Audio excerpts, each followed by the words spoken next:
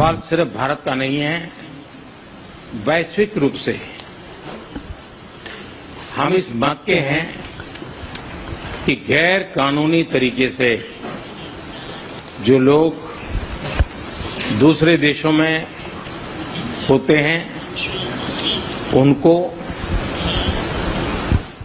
वहां रहने का कोई कानूनी अधिकार तो है नहीं।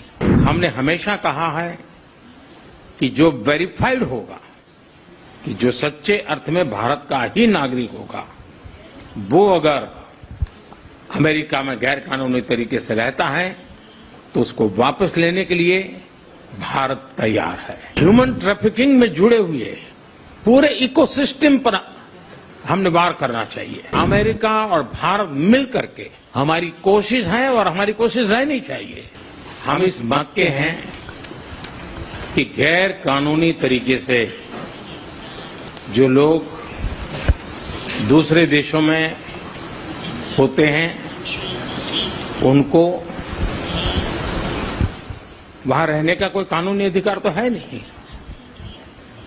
जहां तक भारत और अमेरिका का सवाल है, हमने हमेशा कहा है कि जो वेरीफाइड होगा, कि जो सच्चे अर्थ में भारत का ही नागरिक होगा, वो अगर अमेरिका में गैर कानूनी तरीके से रहता है तो उसको वापस लेने के लिए भारत तैयार है।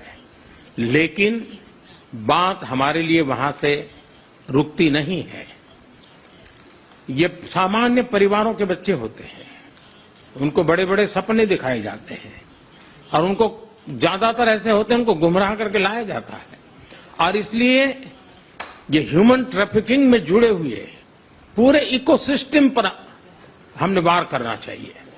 और अमेरिका और भारत मिल करके हमारी कोशिश है और हमारी कोशिश रहनी चाहिए कि इस प्रकार की पूरी इकोसिस्टम को हमें जड़ मूल से नष्ट करना चाहिए, ताकि ह्यूमन ट्रैफिकिंग बंद हो और गरीब लोगों को जो अपने धन दौलत बेच करके ऐसे बड़े बड़े सपने दिखा करके उनको अंधेरे में रख करके ले जाया जाए, उनके साथ भी अन्याय है।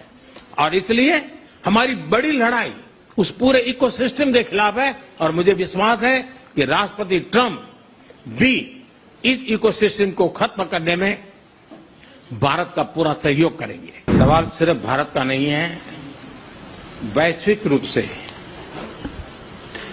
हम इस मत के हैं कि गैर कानूनी तरीके से जो लोग दूसरे देशों में होते हैं उनको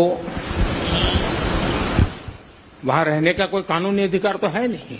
हमने हमेशा कहा है कि जो वेरीफाइड होगा, कि जो सच्चे अर्थ में भारत का ही नागरिक होगा, वो अगर अमेरिका में गैर कानूनी तरीके से रहता है तो उसको वापस लेने के लिए भारत तैयार है। ह्यूमन ट्रैफिकिंग में जुड़े हुए पूरे इकोसिस्टम पर हमने वार करना चाहिए। अमेरिका और भारत मिल करके हमारी कोशिश है और हमारी कोशिश रहनी चाहिए।